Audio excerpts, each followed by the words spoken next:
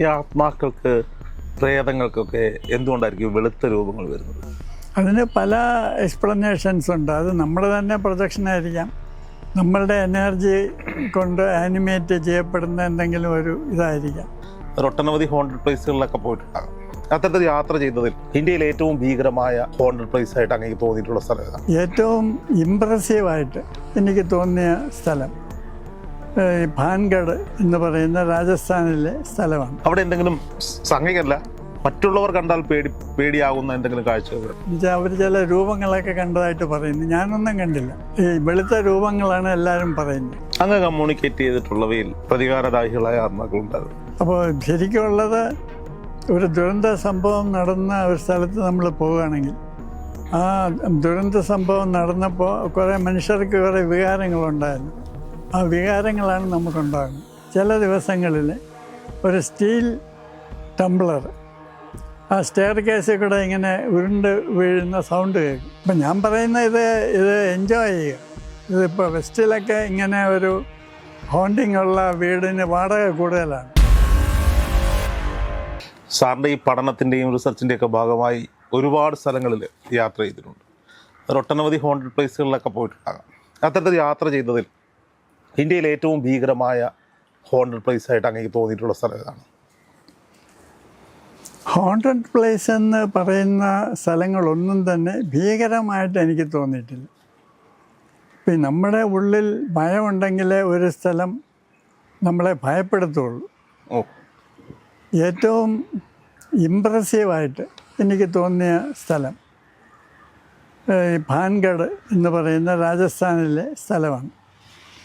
Most haunted place in India, അല്ലെങ്കിൽ ഇന്ത്യയിലെ ഏറ്റവും ഹോണ്ടഡ് ആയിട്ടുള്ള സ്ഥലം എന്ന് നിങ്ങൾ ഇൻ്റർനെറ്റിൽ സെർച്ച് ചെയ്യുകയാണെങ്കിൽ ആദ്യം വരുന്നത് ഈ ഭാൻഗഡാണ്. അത് രാജസ്ഥാനിലെ ഒരു സ്ഥലമാണ്. അതിൻ്റെ പ്രത്യേകത അതൊരു വലിയ ഏരിയയാണ്.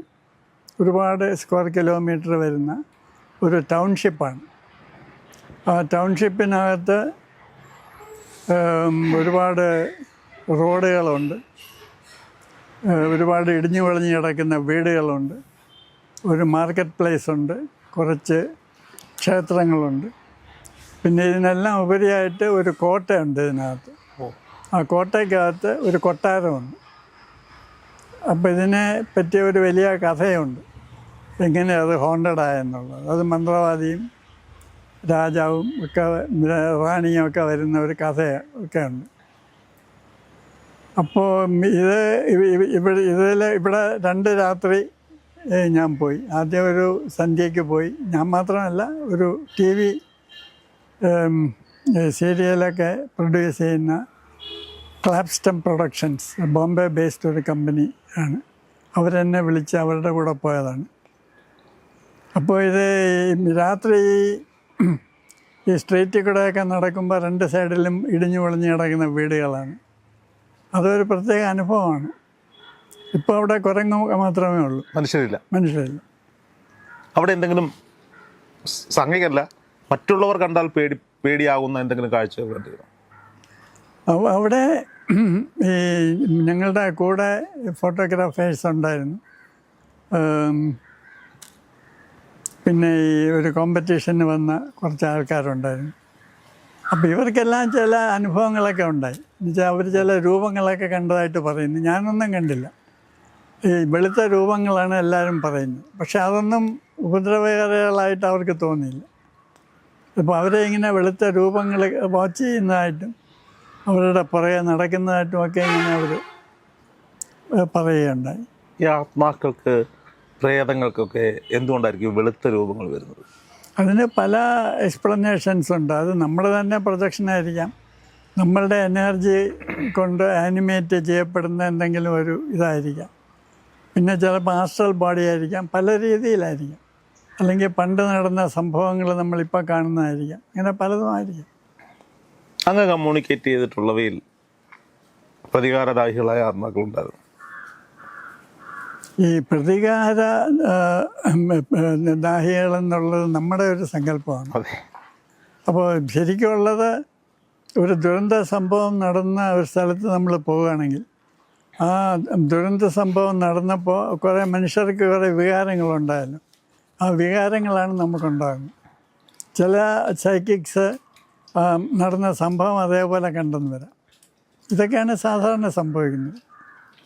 അല്ലാതെ ഇതുവരെ ഏതെങ്കിലും ഒരു ദുരാത്മാവ് നമ്മളെ കൊല്ലാൻ ശ്രമിച്ചതായിട്ടോ അങ്ങനെയൊന്നും ഞാൻ കേട്ടിട്ടില്ല യഥാർത്ഥത്തിൽ. അതൊക്കെ സിനിമയിലൊക്കെ ആണ് അങ്ങനെ കാണുന്നത്. അപ്പോൾ ചിലരൊക്കെ കണ്ട് ഭയന്ന് ഓടുകയും അത് സംഭവിക്കും. അതിപ്പോൾ വളരെ നിസ്സാരമായിട്ടുള്ള കാര്യങ്ങൾ കൊണ്ട് ആളുകൾ പേടിച്ചു പോകും. ഈയിടെ തന്നെ ഒരു വീട്ടിൽ വിളിച്ചുകൊണ്ട് പോയി. അതൊരു സിദ്ധ ഹോസ്പിറ്റലായിരുന്നു. അത് അതിൻ്റെ ഹെഡ് ക്വാർട്ടേഴ്സ് വടക്കവിടെയാണ്. ഒരു ലേഡി സിദ്ധ ഡോക്ടർ ഒരു തിരുവനന്തപുരത്ത് ഒരു ബ്രാഞ്ച് തുടങ്ങാൻ വേണ്ടി ഒരു 2 നില കെട്ടിടം വാടകയ്ക്ക് എടുക്കുന്നു. അത് വാടക വളരെ കുറവായതുകൊണ്ട് വളരെ നല്ല ഒരു സ്ഥലത്ത് വാടകയ്ക്ക് എടുത്ത് ഈ സിദ്ധ ഹോസ്പിറ്റലിൻ്റെ ബ്രാഞ്ച് തുടങ്ങി. അപ്പോൾ ആ ലേഡി ഡോക്ടറിൻ്റെ ഭർത്താവും മകനും കൂടെയാണ് ഇവിടെ നോക്കുന്നത് പേഷ്യൻസിന്. ഈ ഡോക്ടർ ആഴ്ചയിലൊരിക്കൽ വരും. അപ്പോൾ അവിടെ ഒരു സ്റ്റെയർ കേസുണ്ട്. രാത്രി ചില ദിവസങ്ങളിൽ ഒരു സ്റ്റീൽ ടംബ്ലർ ആ സ്റ്റെയർ കേസിൽ കൂടെ ഇങ്ങനെ ഉരുണ്ട് വീഴുന്ന സൗണ്ട് കേൾക്കും. ഇത് എല്ലാ ദിവസവും ഉണ്ടോ എന്ന് ചോദിച്ചാൽ തീർച്ചയില്ല. പല രാത്രിയിലും ഇവരിത് കേൾക്കാറുണ്ട്, കിടന്നുറങ്ങുന്ന ആളുകൾ. അപ്പം ഞാൻ പറഞ്ഞ ഇത് നിങ്ങൾക്ക് വേറെ ശല്യമൊന്നും ഇല്ലല്ലോ, പിന്നെ നിങ്ങൾ എന്തിന് ഇത് പേടിക്കുന്നു? പക്ഷേ ഇവരവസാനം മാറി. അത് കുറഞ്ഞ വാടകയായിരുന്നു, മറ്റെല്ലാ സൗകര്യങ്ങളും ഉണ്ട്. പക്ഷേ ഈ ഒരു പ്രശ്നം കാരണം അവർ മാറി. ആളുകൾക്ക് അത്ര പേടിയാണ് ഉള്ളിൽ. സാർ അതിൻ്റെ ഒരു കാരണം കണ്ടെത്തിയായിരുന്നു അവിടെ? ഇല്ല, അത് സ്റ്റീൽ ടംബ്ലർ വീഴുന്നത് അത് ഒരു ടൈം സ്ലിപ്പ് എക്സ്പീരിയൻസ് ആയിരിക്കാം. പണ്ടെപ്പോഴെങ്കിലും അങ്ങനെ ഒരു സ്റ്റീൽ ടംബ്ലർ വീണ് കാണാം. പിന്നെ അവിടെ ഒരു സൈക്കിക് ഫീൽഡ് ഉണ്ടാകാനായിട്ട് വേറെ എന്തെങ്കിലും കാരണം ഉണ്ടായിരുന്നിരിക്കാം. ആരെങ്കിലും മരിക്കുമോ, അതിൻ്റെ ഹിസ്റ്ററി ഒന്നും ഇവർക്ക് അറിഞ്ഞുകൂടാ. അതിൻ്റെ ഓണറിനെ കണ്ട് ചോദിച്ചാൽ അയാൾ മിക്കവാറും ഇതൊന്നും പറയാനും സാധ്യത. ഒരു ടൈം സ്ലിപ്പ് എക്സ്പീരിയൻസ് ഉണ്ടായാലും അത് അവിടെയുള്ള എല്ലാവർക്കും ഒരുമിച്ച് ഫീൽ ചെയ്യണമെന്നുണ്ടോ? ഇല്ല, ഇങ്ങനെയുള്ള എക്സ്പീരിയൻസ് എല്ലാവർക്കും ഫീൽ ചെയ്യണമെന്നില്ല. പക്ഷെ ഒരാൾക്ക് ഉണ്ടായാൽ കൂടെയുള്ളവർക്ക് ഉണ്ടാകാൻ സാധ്യത കൂടുതലാണ്, നിർബന്ധമില്ല. ഓക്കെ. ഇത്തരം എക്സ്പീരിയൻസുകളൊക്കെ ഉണ്ടാകുന്നത് ഈ മതപരമായ കർമ്മങ്ങൾ കൊണ്ട് ഒഴിവാക്കാൻ പറ്റും? ഇപ്പോൾ പൂജകളോ വെഞ്ചരിപ്പോ? അത് നമുക്ക് ധൈര്യം കിട്ടുന്ന എന്ത് സംഗതി ചെയ്താലും ഇതൊക്കെ മാറിക്കിട്ടും. നമുക്ക് ധൈര്യമാണ് പ്രധാനം. ഇപ്പോൾ ഞാൻ ചെന്ന് എക്സ്പ്ലെയിൻ ചെയ്യുകയും ഇത് പേടിക്കേണ്ട കാര്യമല്ല എന്ന് പറയുമ്പോൾ ചിലർ അത് അക്സെപ്റ്റ് ചെയ്യും. അവർക്ക് ഇത് പിന്നെ ഉണ്ടാകത്തുമില്ല. അപ്പം ഞാൻ പറയുന്ന ഇത് എൻജോയ് ചെയ്യുക. ഇതിപ്പോൾ വെസ്റ്റിലൊക്കെ ഇങ്ങനെ ഒരു ഹോണ്ടിങ് ഉള്ള വീടിന് വാടക കൂടുതലാണ്. ആളുകൾക്കെല്ലാം ഭയങ്കര ത്രില്ലാണ് ഇങ്ങനെയുള്ള എക്സ്പീരിയൻസ് ചെയ്യുന്നത്. അതായത് പാരാനോർമൽ ഡയമെൻഷൻ എന്ന് പറയുന്നത് വെസ്റ്റിലൊക്കെ ഇപ്പോൾ ഒരു ക്രേസാണ്. അത് എക്സ്പീരിയൻസ് ചെയ്യാൻ വേണ്ടി ആൾ നടക്കുകയാണ്. പക്ഷെ നമ്മുടെ ഇവിടെ ഇപ്പോഴും ഇവിടെയും എക്സ്പീരിയൻസ് ചെയ്യാൻ നടക്കുന്നവരുടെ എണ്ണം കൂടി വരുന്നുണ്ട്. അപ്പോൾ ഇതെനിക്ക് വലിയ സർപ്രൈസായിരുന്നു. കാരണം വേറെ ഒരു കുഴപ്പമില്ല. ഈ ഒരു രാത്രി ഇങ്ങനെ ഒരു സൗണ്ട് കേൾക്കുന്നു. അതും പേടിപ്പെടുത്തുന്ന സൗണ്ടൊന്നും അല്ല. ഒരു സ്റ്റീൽ ടംബ്ലർ ഇങ്ങനെ ഉരുട്ടി വിട്ടാൽ കേൾക്കുന്ന സൗണ്ടാണ്. അത് കൊണ്ടുവരെ അവിടെ നിന്ന് മാറിപ്പോകേണ്ട ഒരു കാര്യമില്ലായിരുന്നു. പക്ഷെ അവർ മാറിപ്പോയി. ഈ മരണാനന്തര കർമ്മങ്ങൾ ചെയ്യുന്നത് കൊണ്ട് പിന്നീട് ആത്മാവിന് ശാന്തി ലഭിച്ച് പറഞ്ഞു വിടുക എന്ന് പറയും. അതുകൊണ്ട് എന്തെങ്കിലും പ്രയോജനമുണ്ടോ? തീർച്ചയായിട്ടും ഉണ്ട്. കാരണം എല്ലാം ഈ ശുദ്ധബോധത്തിലാണ് എക്സിസ്റ്റ് ചെയ്യുന്നത്. അപ്പോൾ നമ്മുടെ മരിച്ചു പോയവരെന്ന് പറയുമ്പോൾ അതെല്ലാം നമ്മുടെ ബോധത്തിൽ കൂടെയാണ് എല്ലാം എക്സിസ്റ്റ് ചെയ്യുന്നത്. അപ്പോൾ നമ്മൾ ഒരാൾ ജീവിച്ചിരുന്നപ്പോൾ അവരെ നന്നായിട്ട് ട്രീറ്റ് ചെയ്ത് കാണത്തില്ല, അല്ലെങ്കിൽ വേണ്ട രീതിയിൽ അവരെ നോക്കി കാണത്തില്ല. ഇതിൻ്റെയൊക്കെ കുറ്റബോധം നമുക്ക് കാണും. അല്ലെങ്കിൽ അവരോട് ദേഷ്യപ്പെട്ട് സംസാരിക്കുകയെങ്കിലും ചെയ്ത് കാണും. അപ്പോൾ ഈ കുറ്റബോധമൊക്കെ മാറ്റി കിട്ടാനായിട്ടുള്ള ഒരേ ഒരു മാർഗം ആൾ മരിച്ചു കഴിഞ്ഞാൽ പിന്നെ ഈ ശാന്തികർമ്മങ്ങൾ ചെയ്യുക എന്നുള്ളതാണ്. അപ്പോൾ ബലികർമ്മങ്ങൾ ചെയ്യുക. അപ്പോൾ ബന്ധുക്കളൊക്കെ ഒരുമിച്ച് വരും. ഒരുമിച്ചാണ് പലപ്പോഴും ഈ കർമ്മങ്ങളൊക്കെ ചെയ്യുന്നത്. അപ്പോൾ എല്ലാവരുടെയും മനസ്സിലൊരു സമാധാനം, കുറ്റബോധങ്ങളൊക്കെ മാറിക്കിട്ടും. അതാണ് ഇതിൻ്റെ പ്രയോജനം. എത്ര പ്രിയപ്പെട്ടവനായാലും മരണപ്പെട്ട് കഴിഞ്ഞാൽ ആ ആത്മാവ് അവർക്ക് ശത്രുക്കളാണ് എന്നൊരു സ്റ്റേറ്റ്മെൻറ്റ് ഞാൻ വായിച്ചിട്ടുണ്ട്. അതൊരു വലിയ തെറ്റിദ്ധാരണയാണ്. അങ്ങനെ ആളുകൾ എൻ്റെ അടുത്ത് വന്നിട്ടുണ്ട്. ഇപ്പോൾ പെട്ടെന്ന് എനിക്ക് ഓർമ്മ വരുന്നത് വളരെ ഒരു സ്ട്രേഞ്ച് കേസാണ്. ഒരു പെണ്ണ്, ഈ പെണ്ണിന് കുട്ടിക്കാലം തൊട്ട്, മലയാളി പെണ്ണാണ്, ബംഗാളി കൾച്ചറിനോട് ഭയങ്കര പ്രേമം. അത് എപ്പോഴും ഇങ്ങനെ ബംഗാളി സിനിമകൾ കാണുക, ബംഗാളി വീഡിയോകൾ കാണുക, എന്നിട്ട് ബംഗാളി ഭാഷ പഠിച്ചു. എന്നിട്ട് ഈ ഇത് തൃശ്ശൂർ ഭാഗത്ത് എവിടെയാണ് ഈ പെൺകുട്ടിയുടെ വീട്, അവിടെ എവിടെയോ ഏതോ ഒരു ബംഗാളി ഉണ്ടെന്നും പറഞ്ഞിട്ട് അയാളെ പോയി പരിചയപ്പെട്ടു. പിന്നെ അയാളുമായിട്ട് പ്രേമമായി. അത് കഴിഞ്ഞപ്പം ഇയാൾക്ക് തിരിച്ച് കൽക്കട്ടയ്ക്ക് പോകേണ്ടി വന്നു. അപ്പോൾ എന്നാലും ഇവരിങ്ങനെ ഫോണിൽ മൊബൈലിൽ സംസാരിക്കും. അപ്പോൾ ഇവർക്ക് കല്യാണം കഴിക്കണമെന്നുണ്ട്, പക്ഷേ പെണ്ണിൻ്റെ വീട്ടുകാർക്കും സമ്മതമില്ല, പയ്യൻ്റെ വീട്ടുകാർക്കും സമ്മതമില്ല. അപ്പോൾ ഇവരിങ്ങനെ കൂടെ ഫോണിൽ വിളിച്ച് സംസാരിക്കും. ഒരു ദിവസം പെണ്ണ് ഫോണിൽ വിളിച്ചപ്പോൾ ഭയങ്കര സൗണ്ടുകൾ. അപ്പോൾ പെണ്ണ് ചോദിച്ചാൽ നിങ്ങളെവിടെയാണ്? അപ്പോൾ കൽക്കട്ടയിലെ ഒരു ബസ്സിൽ ഞാനിങ്ങനെ തൂങ്ങി നിൽക്കുകയാണ്. ഞാൻ ഡോറിൽ ഇങ്ങനെ മാത്രമേ എനിക്ക് കാലം ഉറപ്പിച്ചിട്ടുള്ളൂ. ഒരു കൈ പിടിച്ചിട്ടുണ്ട്, മറ്റേ കൈ കൊണ്ടാണ് മൊബൈൽ പിടിച്ചിരിക്കുന്നത് എന്ന് പറഞ്ഞ് ഇവർ കുറച്ച് നേരം പതിവ് പോലെ അങ്ങോട്ടും ഇങ്ങോട്ടും തമാശയൊക്കെ പറഞ്ഞ് പെട്ടെന്നൊരു സൗണ്ട് കേട്ട് പിന്നെ ഒന്നുമില്ല, പിന്നെ യാതൊരു അനക്കവുമില്ല. അപ്പോൾ പെണ്ണ് വിചാരിച്ച് മൊബൈൽ കയ്യിൽ നിന്ന് വീണതായിരിക്കും. പിന്നെ വിളിച്ചിട്ടൊന്നും യാതൊരു റെസ്പോൺസും ഇല്ല. അവസാനം എങ്ങനെയൊക്കെ അന്വേഷിച്ചപ്പോൾ ഇയാൾ ഒരു ബസ്സിൽ നിന്ന് വീണ് മരിച്ചു. അപ്പോൾ പെണ്ണിന് ഭയങ്കര കുറ്റബോധം. പെണ്ണ് ഫോണിൽ വിളിച്ചുകൊണ്ട് ഇയാൾ ഒരു കൈ തൂങ്ങി നിന്ന് ഒരു കൈ കൊണ്ട് മൊബൈലിൽ സംസാരിച്ചപ്പോൾ എങ്ങനെയോ പിടിവിട്ട് വീണ് മരിച്ചതായിരിക്കുന്നു. അത് കഴിഞ്ഞപ്പോൾ പെണ്ണിനൊരു തോന്നൽ ഇയാൾ ദേഹത്ത് കയറിയിരുന്നു. അപ്പോൾ അത് ബാധ ഒഴിപ്പിക്കണമെന്നും പറഞ്ഞാണ് എന്നെ കാണാൻ വന്നത്. അപ്പോൾ ഞാൻ കുറേ സൈക്കിക്സിനെയൊക്കെ കൊണ്ടുപോയി കാണിച്ചു. അപ്പോൾ എനിക്ക് ഒരു അഡ്വാൻസ്ഡ് സൈക്കിക്കിനെ പരിചയമുണ്ട്. പുള്ളി ഇങ്ങനെ കൺസൾട്ടേഷനൊന്നും സാധാരണ ബില്ലിംഗ് അല്ല.